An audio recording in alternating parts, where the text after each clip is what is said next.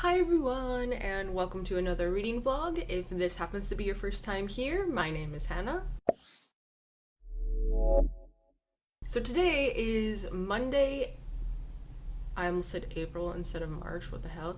March 23rd, and last Wednesday I actually started filming a reading vlog for a different book, and the very next day it was announced that where I live is going into a third lockdown. We weren't sure if the library was going to be open or not, and the library itself didn't find out until literally a few hours ago that it can actually stay open during the lockdown, and they're considered essential.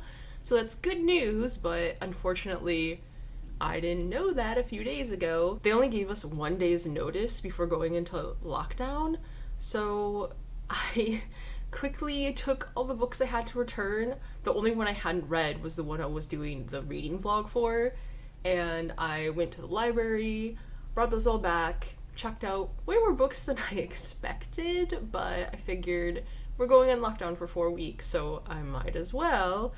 And so now I'm starting a different one. Other book kind of had to be put on hold, but today I will be starting to read The Exorcist by William Peter Blatty or Blatty. I'm actually not sure how to pronounce the last name there. This book was published in 1971, and from everything I am looking at, this is actually a first edition copy, so damn, that's kind of badass for the library to have. This cover kind of freaks me out though, like, oh my gosh, it reminds me of those found footage movies. Obviously, this is considered a horror book, and you've probably heard of it, whether in this book form or the movie version. I have seen the movie before. I actually own it, but I think my copy of it is in the US still because I don't have a way to watch it here. It's been a few years since I've seen it, but I really want to rewatch it because my husband actually hasn't seen it,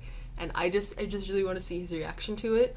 But that movie fucked me up for 3 days after. Holy shit. Is this book considered a classic? I know the movie is considered a horror classic, but I don't know if that kind of like automatically makes the book a classic as well, or how that kind of works. Because on Goodreads, classics is one of the genres, but I mean those are like user generated, so I don't know for this. If you know if this is a classic or not, let me know. I kind of tried to do a quick Google and that didn't help at all. So I've wanted to read this book since I've seen the movie, so I'm kind of excited that I now have the chance to. I think it's pretty cool that I'll be reading like a first edition as well, if that truly is the case. But let's read the description together, because I haven't read the description for the actual book before.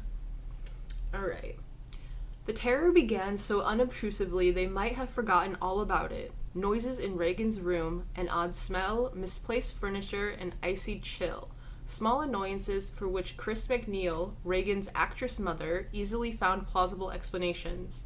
The changes in 11-year-old Reagan were so gradual too that Chris, busy filming a new picture, did not recognize for some time how much her daughter's behavior had altered. And even when she did, the endless medical tests that followed shed no light on Reagan's symptoms, which grew increasingly severe and frightening. It was almost as if a different personality had invaded the little girl. The very house thickened with the sense of an evil presence. Desperate, Chris turned from the doctors to Father Damien Karras, a Jesuit priest who was trained as a psychiatrist, rests on the back, and had also a deep knowledge of such phenomena as Satanism and possession. Was it possible that a demonic force was at large? If psychiatry could not help, might exorcism be the answer? Damien Karras resisted the idea. In its long history, the church has been profoundly skeptical of possession, but finally it came down to a matter of Reagan's life or death, and that meant the time had come for that solemn and implacable rite that binds exorcist and demon in literally mortal combat. I just thought Mortal Kombat was kind of funny.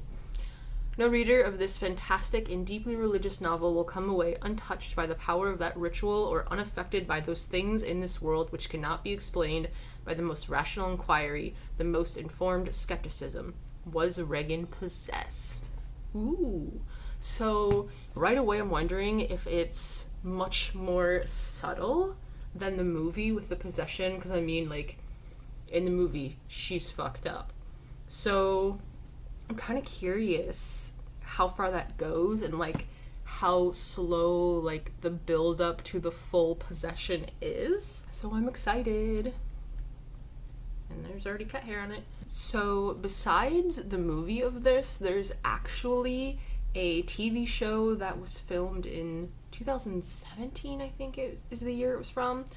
It is on Hulu, and it's straight up just called The Exorcist. There's only 2 seasons. There's supposed to be more, but it got canceled after season 2, which sucks because I actually really like the show. The first season is pretty much like an alternate, well, not alternate telling, more of a continuation of this story, which I know there's a sequel to The Exorcist called Legion, but I don't know if that's what the show's based off of or not. Because in like the credits, it says it's based off of this. So I don't think it has anything to do with Legion, but I don't know. Anyway, the show kind of follows the same family, and it's like years later and everything. And I really liked the one priest guy in it, Marcus. He was my favorite, easily my favorite character in that show. And season 2 started off really good as well, and then it got kind of weird. But I wish they continued it though, just because I like the character of Marcus so much.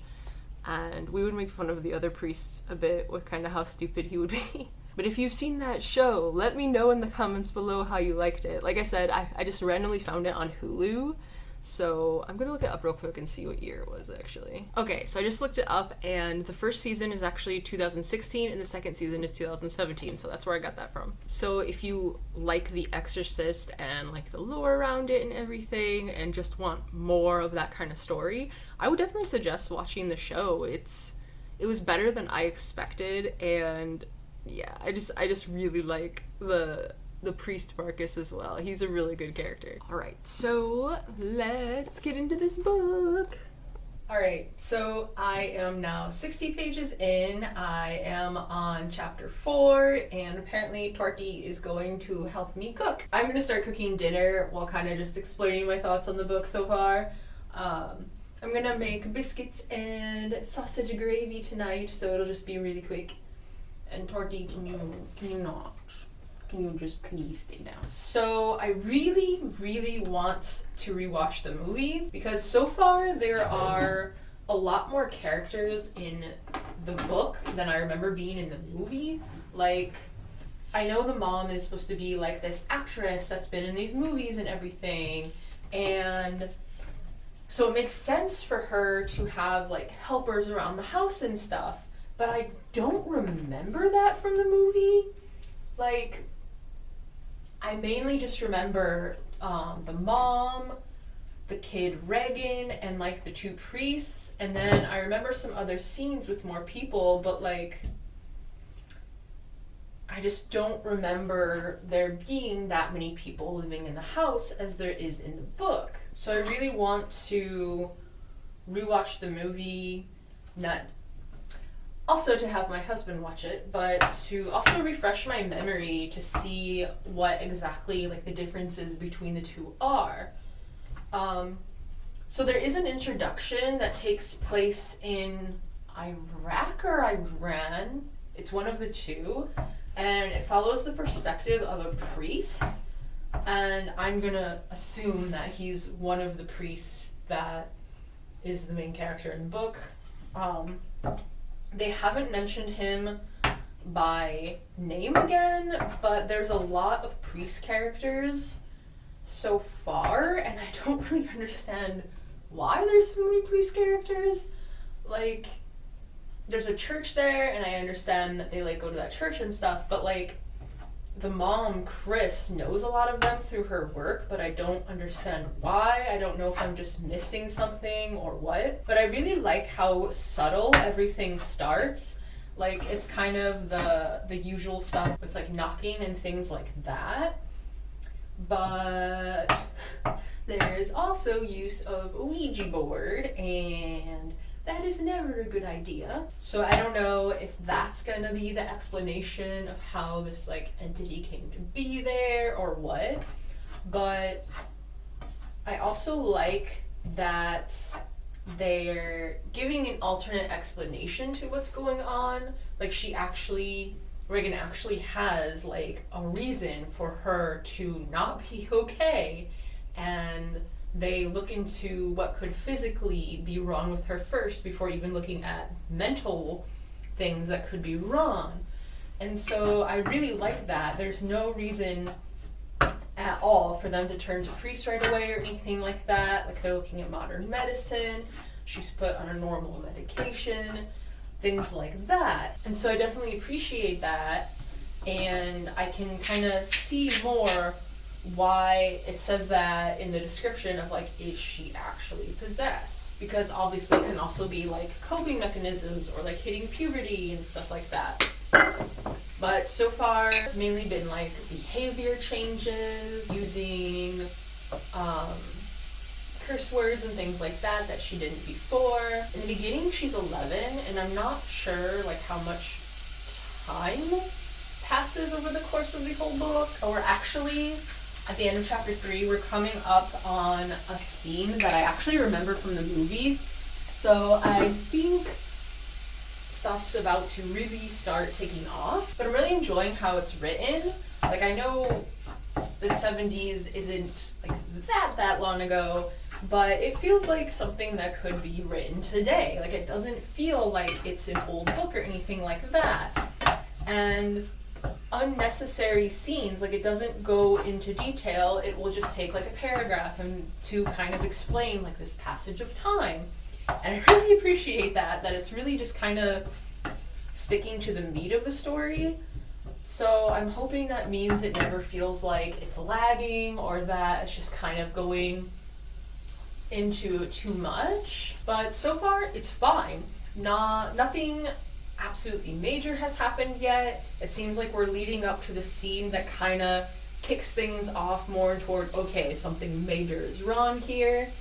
And yeah, that's about it in the first 60 pages. We'll see if I end up watching The Exorcist during this reading along, though. I definitely wouldn't mind it. And ta-da! Biscuits and gravy. Look at all that steam. Oh my god. But dinner time. Oh my god.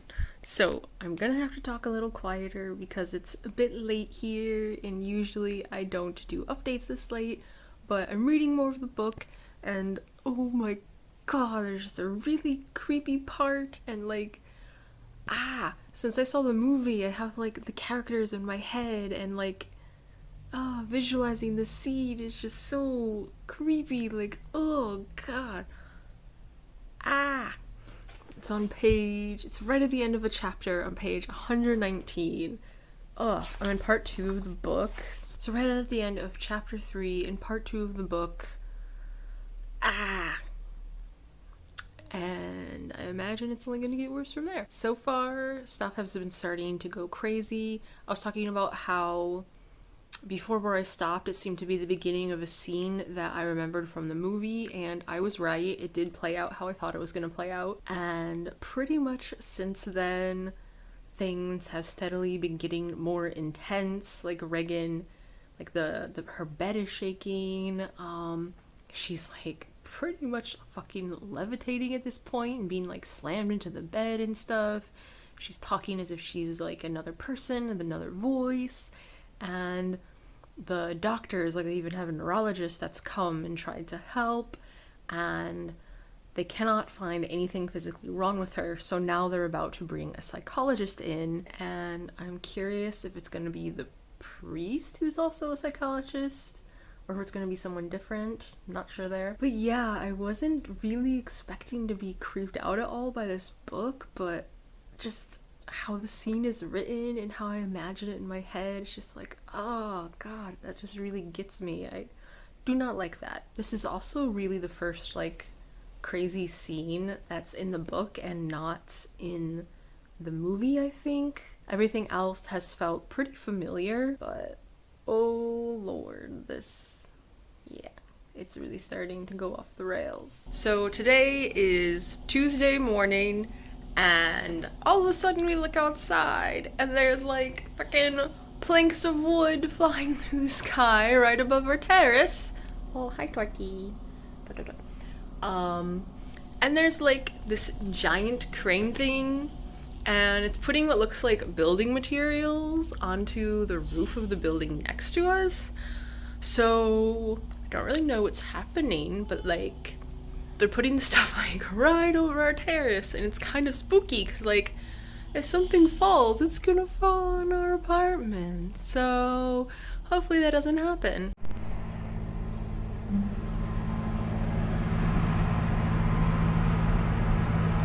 Oh, look at it. It's wood.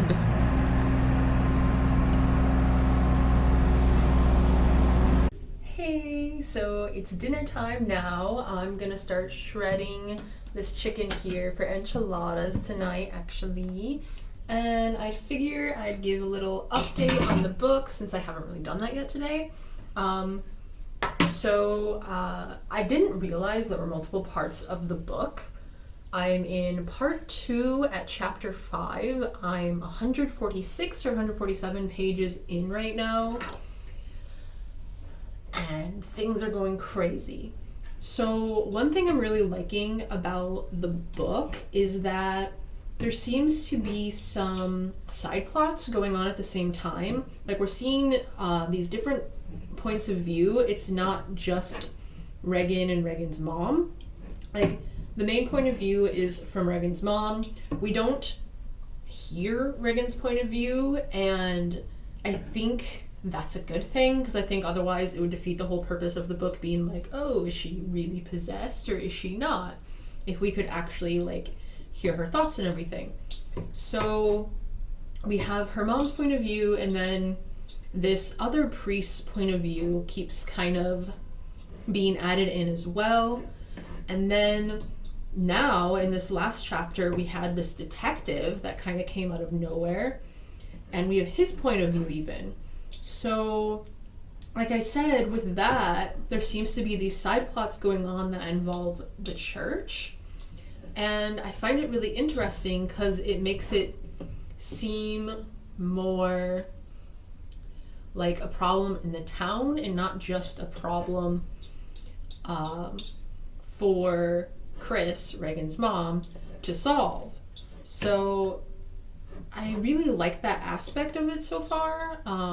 We don't know too much. We just basically know that there's been desecrations happening at the church, and that they're similar to this thing called Black Mass, which they describe in the book and is really, really graphic. But I'm liking the fact that it's not just like a possession story.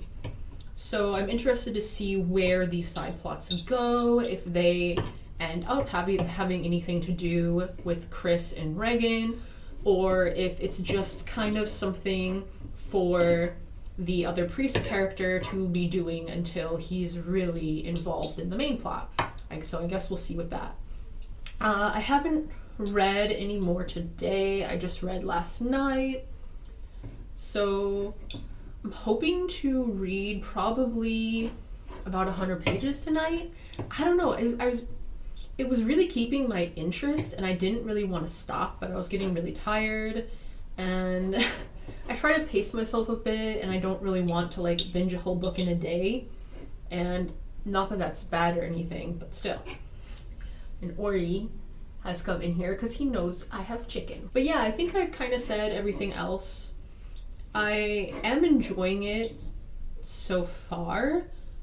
I think it's picked up quite quickly, and I'm interested to see where it goes.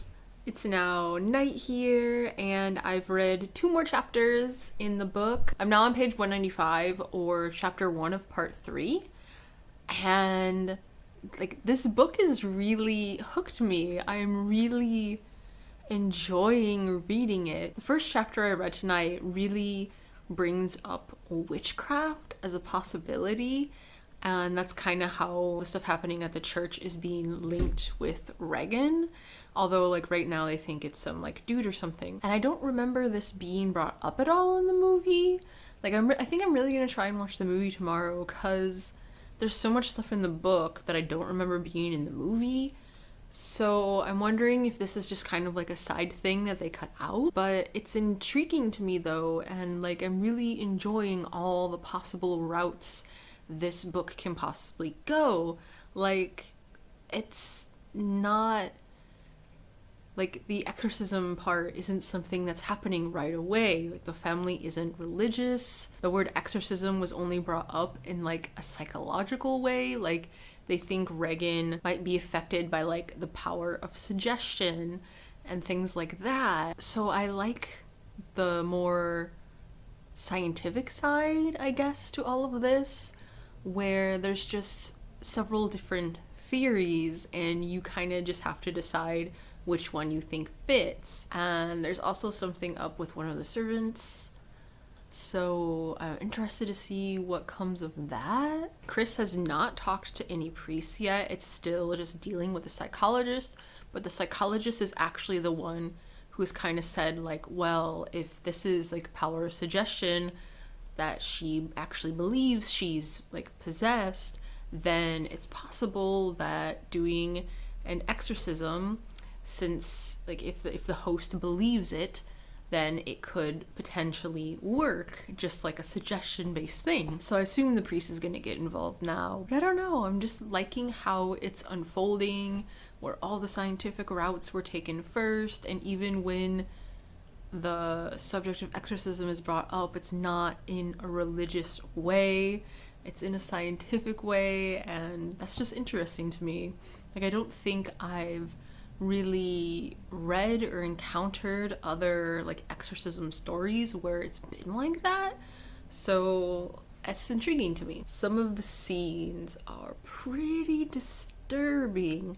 There's been the one that was really creepy to me and like legitimately like made me shiver and was like but nothing like that has happened so far. It's just been more of the disturbing nature and like, oh my god, like just like you kind of thing. So I'm hoping there'll be more creepy based stuff instead of shock value, I guess. So we'll see. I'm gonna try not to binge this tonight, but it's really holding my attention well. Like, I'm surprised. I'm enjoying the way it's written. I'm enjoying the different points of view, which, as I've said a million times before, I generally don't like. So yeah, I definitely see the appeal of this so far. I am really, really tired, but I just wanted to say one thing. Wow, I'm just repeating myself. Anyway, I really like this about this book. It's less about Regan and it's more about everyone around her. Like 3/4 of the way through the book, I think, and like there still hasn't been any exorcism. And we're going like less and less to her, and we're learning more about the people around her, and I just think that's more interesting to me. Like, I don't really think they did that at all in the movie, so it's a difference that I'm actually really liking. Hey, it's now Wednesday, and I'm outside on the terrace because it is a gorgeous day today. It's supposed to be like 66 degrees, and it just feels so comfortable outside right now. The wind can be a little chilly, but it's really not windy at all. And I'm just hanging outside with the cats, and it feels nice. So I should definitely be finishing the book today. If it wasn't so late last night, I probably would have done it last night, but I think I am at least 3/4 of the way through. So I'm really hoping I can finish it this afternoon. So I'm out here on the couch on the terrace. I'm gonna try to get a little bit of reading done. Oh, Porky's out here. I actually really like reading out here because I grew up on a really busy street, and so for me, like hearing the traffic and everything and the sounds of the city and stuff is really like calming and relaxing to me. I know it's probably not like that for a lot of people, but for me it's easier to read in that atmosphere than if someone has like a TV on or is having like a conversation. So there's where my bookmark is, so I don't have much left. So let's see if I can finish this now. So I'm reading back inside again because the sun isn't on the terrace anymore and the wind is a little bit too cold. So I came back inside to read, and I've realized I made a mistake with one of the characters. In the beginning of the book, there's a prologue about a priest in Iraq, And for some reason, I was thinking that was Father Karras, who's the priest that's been helping out Chris and Regan so far. Well, that's not the case. He's a separate person altogether. And I'd been wondering why in the movie there's two priests. Well, this is why. They finally decided to go forward with the exorcism, which there's only 60 pages left. So it is pretty much at the end of the book, but they don't want Karras to do it alone. So they're bringing this other priest in, and he seems to know that he was going to be summoned for this. And so I'm interested to see like what his thoughts are and what he does and stuff, and tells Chris and Karras about what's going on, because he kind of knew all this was gonna happen, I guess. But yeah, I feel kind of stupid to have realized my mistakes so far into the book, but it is what it is, I guess. So I'm now at chapter 1 of part 4 of the book, so this is the last little bit to go. So this should probably mainly be just the exorcism. So this is probably where most of the craziest stuff is gonna happen. So I just finished reading The Exorcist, and I'm convinced that I just don't like the endings of books. Yeah. I feel like I always have like the most problems with how books end. Like, I don't know, we just had all this buildup of things getting worse and worse and worse, and then finally we're to part 4 of the book, where the second priest is coming in, who we heard about in the prologue. And I'm thinking like, oh, shit's getting real. This is where the craziest stuff's gonna happen.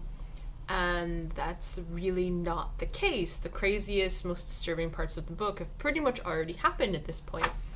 And it sucks that the second priest has so little screen time, because he is like, I fought this demon before, like, and he acted like he knew it was coming and all of this. And especially in the prologue, there was just like such a sense of like, oh, this thing's coming. And then it's just like a day of exorcism, and then it's done. It's just like, oh, I wasn't expecting that, really. And I remember even with the movie thinking like it ended really strange and sudden, like it all just felt very weird. And it's the same in the book for me as well. Like, things are happening and they're doing the exorcism, and the book's just kind of continuing as normal, and then all of a sudden it's like, boom, nope, we're done. And whoa, it's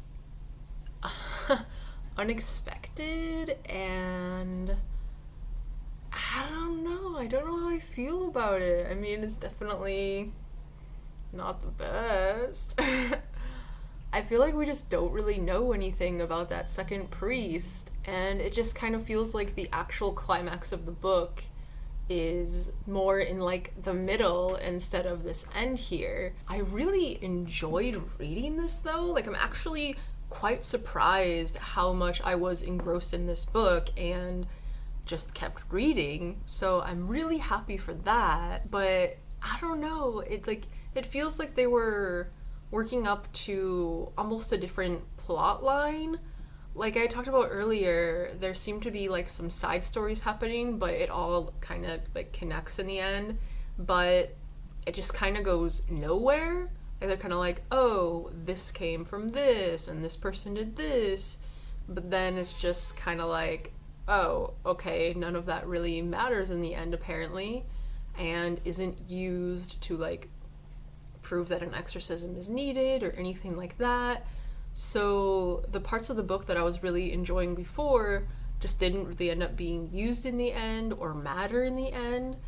And so that kind of sucks, because I guess I just really liked the storytelling and build up in the beginning up to the end, just more than the actual ending. Like that whole last 60 pages is just meh in the end for me. It definitely wasn't what I was expecting, and it just kind of let down the story a bit for me. However, I think I'm still gonna give this a rating of 4 stars, just because I really enjoyed the ride. I liked how for a majority of the book you don't really know if she's actually possessed or not, and kind of like even in the end it's all just kind of up in the air, and I really, really like that about this, where even after the whole incident, Chris, the mom, is still like, I don't believe in God, and is still an atheist and stuff. So I'm really happy I read this in the end, and I'm thinking of maybe trying to watch the movie tonight or something. Depends if I can find it on any streaming service.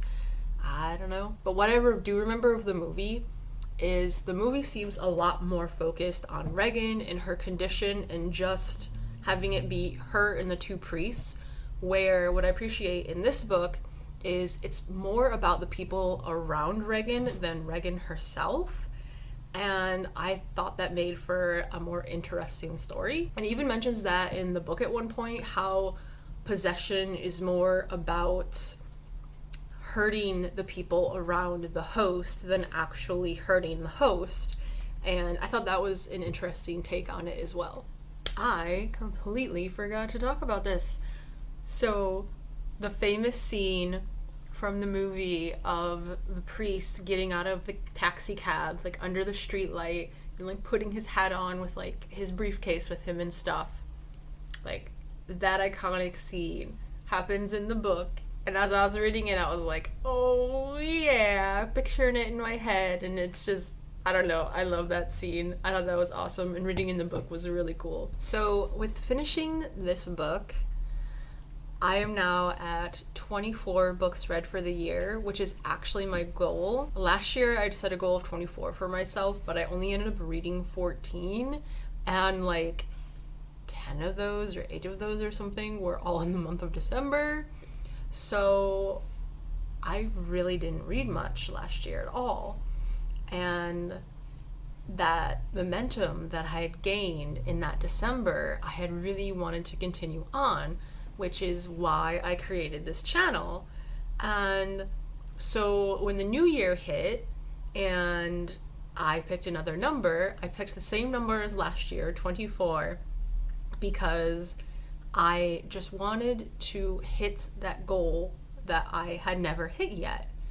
And I didn't want to put this pressure on myself, and if I did stop reading again, I didn't want to be like, oh look, I couldn't do it again or anything like that. I just didn't want to put any expectations or pressure on myself. And this is my 24th book read, so now I'm at 24 out of 24, and like seeing it on the Goodreads page saying it's like completed is awesome. And that means I completed that at the end of March, so that's pretty awesome. And since my birthday is coming up, it's kind of like a little birthday present to myself, and it's just cool to see how many books I'm gonna end up reading this year. Like, it's just nice to not, I guess, see that bar empty and have to worry or catch up with books or anything like that.